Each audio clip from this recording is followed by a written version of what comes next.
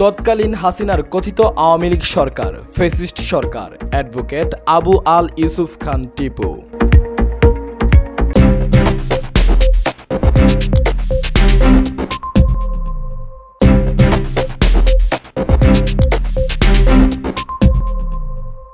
২৬ December বৃহস্পতিবার রাত ৮টায় নারায়ণগঞ্জ মহানগর বিএনপির সদস্য সচিব অ্যাডভোকেট আবু আল ইউসুফ খান টিপু দৈনিক আজকের বাংলাদেশ পত্রিকায় সাক্ষাৎকার দেওয়ার সময় বলেন, তৎকালীন হাসিনার কথিত আওয়ামী লীগ সরকার, ফ্যাসিস্ট সরকার, আওয়ামী লীগের তৃণমূল থেকে টপ টু বাটন পর্যন্ত তাদের আচরণ এক। তারা ভায়োলেন্সে বিশ্বাসী, তারা একনায়কতন্ত্রে বিশ্বাসী, তারা বাক স্বাধীনতা হরণে বিশ্বাসী, তারা সংবাদপত্রের কণ্ঠরোধ করতে বিশ্বাসী, তারা দেশের মানুষকে জিম্মি করে লুটতরাজ করতে বিশ্বাসী, নিজের দেশের স্বাধীনতায় থেকেও অন্য দেশের গুণগান গাইতে বিশ্বাসী।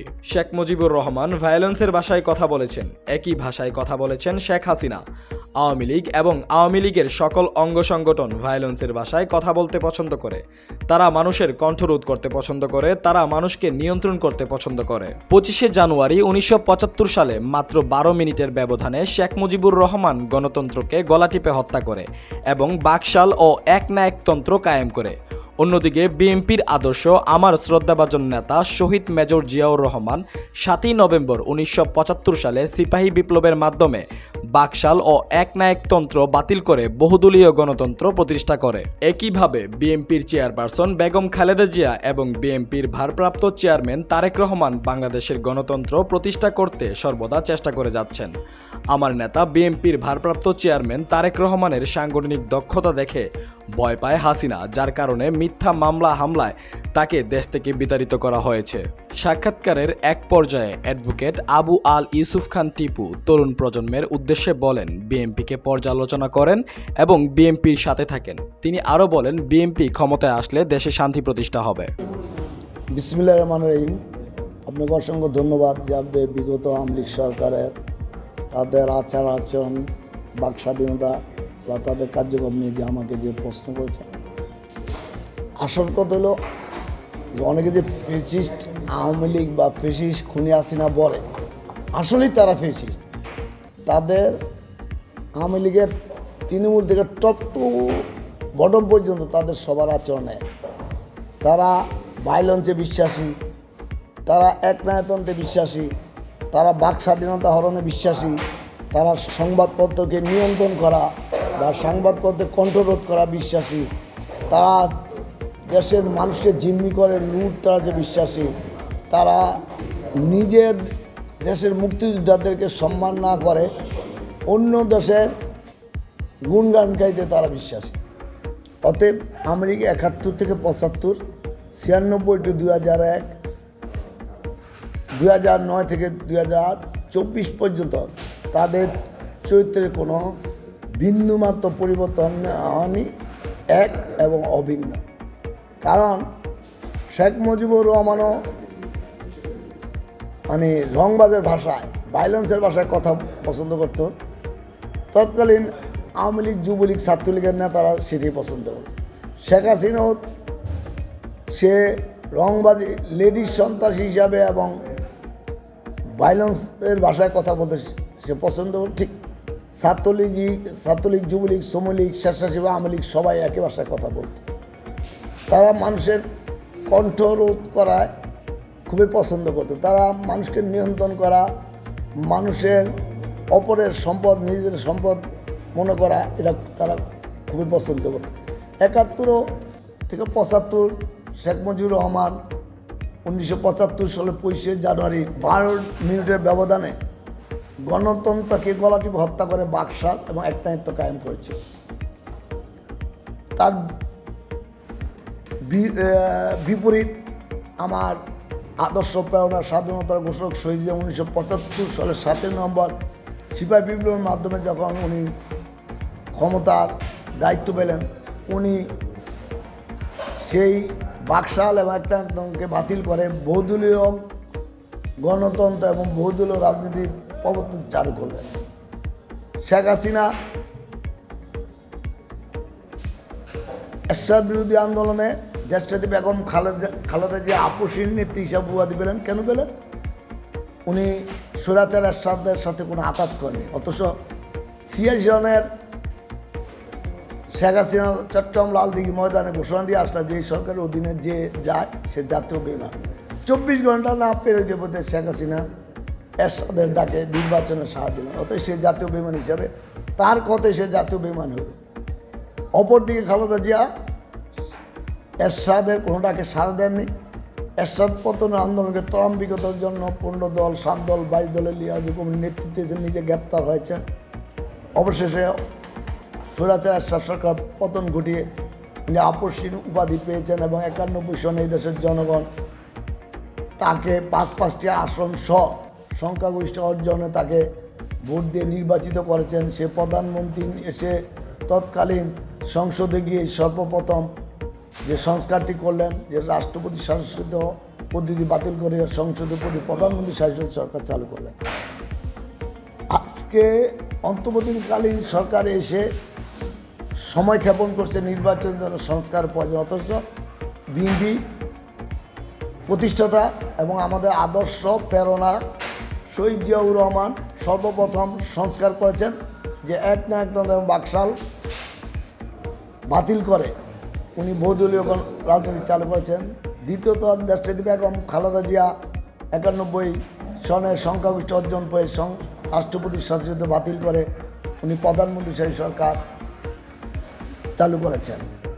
দ্বিতীয়ত কথা হলো দেখেন, যখনই আওয়ামী লীগ ক্ষমতা আসে তখন দেশের সন্ত্রাস, রাজধানী, ছিনতাই, চুরি, ডাকাতি সব কিছু বেড়ে যায় এবং দেশে ব্যাংক ডাকাতি হয়, ব্যাংকের টাকা লুটতরাজ হয়, দেশে দুর্ভিক্ষ সৃষ্টি হয়।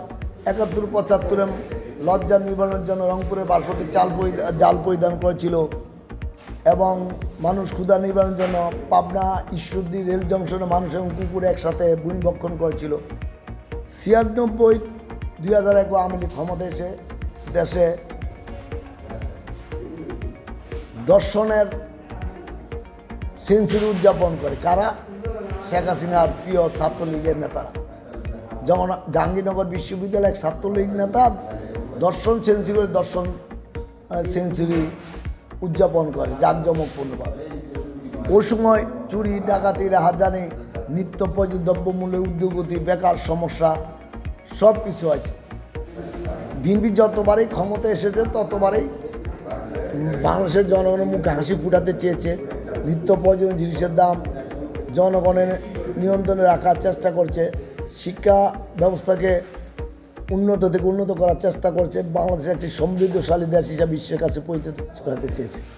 তারপর আপনারা কি দেখেন 2009 থেকে 2024 পর্যন্ত সরকার এই আওয়ামী লীগ, খুনি হাসিনা বা তার দলের সাঙ্গপাঙ্গরা যা করলেন পৃথিবীর ইতিহাসে, যে যদি শেখ মুজিব নিজেও বেঁচে থাকতেন শেখ হাসিনার এবং আওয়ামী লীগের ছাত্রলীগ কর্মকাণ্ডে সে নিজেও হাসতো বা কাঁদত। কারণ একটা দেশে, যে দেশ একটি স্বাধীন দেশ, গণতান্ত্রিক দেশ, সে দেশে কথা বলার সুযোগ নাই, লেখার সুযোগ নাই, প্রতিবাদ করার সুযোগ নাই। অন্যায়, অত্যাচার, নির্যাতন, দুর্নীতির বিরুদ্ধে কথা বলবে দেখা প্রিন্ট মিডিয়া, ইলেকট্রনিক মিডিয়াকে নিয়ন্ত্রণ করা হয়েছে। রাজনৈতিক দল কেউ কোনো প্রতিবাদ করলে তাকে রাতের বেলা যৌথ বাহিনী বা পুলিশ বাহিনী বা র্যাব দিয়ে গ্রেপ্তার করে তাদেরকে অন্ধকারচ্ছন্ন আয়না করে নিয়ে বছরের পর বছর আবদ্ধ করে রেখেছে, ক্রস ফায়ারে দিয়েছে। তার আমলে র্যাব এক কমিশনারের দ্বারা ভাড়াটিয়া সেজে র্যাব 7 জন লোককে হত্যা করেছে। অতএব শেখ হাসিনা নিজে অবৈধভাবে ক্ষমতায় টিকে থাকার জন্য 16 বছর প্রশাসনকে এত ফ্যাসিলিটি, যে প্রশাসন যা ইচ্ছা, এটা হোক পুলিশ হোক, ডিবি হোক, র্যাব হোক, অন্য অন্য বাহিনী, সবাই কম বেশি অপরাধের সাথে জড়িত হয়েছে। তা আমি বলবো যে যেখানে শেখ মুজিবের ব্যর্থতা সেখানে শহীদ জিয়ার সফলতা, যেখানে শেখ হাসিনা ব্যর্থতা সেখানে দেশটাতে খালেদা জিয়ার সফলতা, যেখানে শেখ মুজিব শেখ হাসিনার জয়দের ব্যর্থতা সেখানে শহীদ জিয়াউর রহমান, খালেদা জিয়া এবং তারেক রহমানের সফলতা। কারণ আপনি দেখেন 16টি বছর তারেক রহমানকে দেশে আসতে দেওয়া হয়নি, কারণ শেখ হাসিনা জিয়া পরিবারকে ভয় পায়, খালেদাকে ভয় পায়, সবচেয়ে বেশি ভয় তারেক রহমান। তারেক রহমানের যে সাংগঠনিক দক্ষতা, উনি অসুস্থ থেকে বাংলাদেশ থেকে 8,000 মাইল দূরে থেকে জাতীয়তাবাদী দলের অঙ্গ দল এবং 11টি অঙ্গের সঙ্গে এমনভাবে উজ্জীবিত করেছেন, অতীতের রেকর্ড ভঙ্গ করেছেন। একমাত্র তারেক রহমানের পক্ষেই সম্ভব হয়েছে বাংলাদেশের রাজনৈতিক 74টি সাংগঠনিক জেলা এবং অঙ্গ সংগঠনকে সুসংগঠিত করে কোন ইউনিয়নে, কোন থানা, কোন উপজেলা, কোন জেলা, কোন কেন্দ্রীয় নেতা কী করতেছে প্রতিটি খোঁজখবর তার কাছে। কোন এলাকার সংগঠন ধীরগতিতে চলতেছে বা কোন এলাকার সাংগঠনিক শক্তিশালী উনি পুঙ্খানুপুঙ্খানুভাবে উনি ওনার মাথায় ওটা রেখেছেন। তো তারেক রহমানের বিকল্প কেউ নেই। জিয়াউর রহমান যেমন দেশকে ভালোবাসতেন, খালেদা যেমন দেশকে ভালোবাসতেন, তেমনিভাবে তার শহীদ জিয়ার সুযোগ্য পুত্র দেশের এবং খালেদা তারেক রহমানও তেমনি দেশকে ভালোবাসেন, দেশপ্রেমিক এবং বাংলাদেশের স্বাধীনতার সার্বভৌমত্ব রক্ষা করার জন্য উনি দেশের অত্যন্ত প্রহরী। তারেক রহমানও যদি আধিপত্যবাদের কাছে, সাম্রাজ্যবাদের কাছে মাথা নত করতে তাহলে শেখ হাসিনার মতো তারেক রহমানও 2006-এর পর উনিও ক্ষমতায় আসতে পারতেন। কারণ তার আওয়ামী লীগ যে জিনিসটা করে বা জানে, প্রয়োজন বোধে দেশের স্বার্থ বিক্রি করে দিব, স্বাধীনতা বিক্রি করে দিবে, দেশের জনগণের বিক্রি, তবু তাদের ক্ষমতা ধরে রাখতে চায়। কিন্তু জিয়া পরিবার, খালেদা জিয়া, তারেক রহমান দেশের জনগণকে ভালোবাসে, দেশের প্রতিটি ইঞ্চিকে ভালোবাসে, দেশের বিরুদ্ধে এমন কোনো কর্মকাণ্ড বিকিয়ে দিয়ে সে ক্ষমতা থাকতে চায় না। অতএব জিয়া পরিবার আর শেখ মুজিবুর পরিবার রাতে দিনে ডিফারেন্স। শেখ মুজিবুর পরিবার একটা সন্ত্রাসী পরিবার, লুটের পরিবার, একটা ভায়োলেন্সের পরিবার, একটা এবং একনায়কতন্ত্র পরিবার। অপরদিকে জিয়া পরিবার দেশপ্রেমিক এবং বাংলাদেশ স্বাধীনতা সার্বভৌমত্ব রক্ষার প্রতীক এবং বাংলাদেশের জনগণের মুখে হাসি ফুটাতে চায়। বাংলাদেশের জনগণ বাংলাদেশকে একটি সমৃদ্ধশালী রাষ্ট্র হিসাবে বিশ্বের কাছে পরিচিত করতে চায়। তাদের কাছে জিয়া পরিবারের তারেক রহমানের কাছে, আমার রাজনীতি তারেক রহমানের কাছে বাংলাদেশের জনগণের বাংলাদেশ থেকে তার কাছে ক্ষমতা বড় নেই। সে ক্ষমতার বাইরে থেকেও এখনও নেতাকর্মীদের খোঁজখবর রাখছে, দেশের জনগণেরকে কোথায়। এই যে 16টি বছর যে সকল নেতাকর্মী হত্যা হয়েছে, গুম হয়েছে, খুন হয়েছে, সে আমার জানার মধ্যে সে 1200 পরিবারকে এখনও প্রতি মাসে তাদের পারিবারিক খোঁজখবর রাখেন, তাদের সহযোগিতা করেন।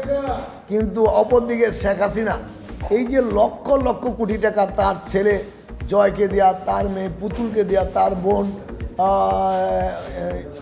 শেখ রেহানের দেয়া, তার ভাইগনা বাস্তিকেও দেয়া, তার পরিবারকে দেয়া, যেভাবে লুটতরাজ করেছে এটা পৃথিবীর ইতিহাস আর কখনো হবে না।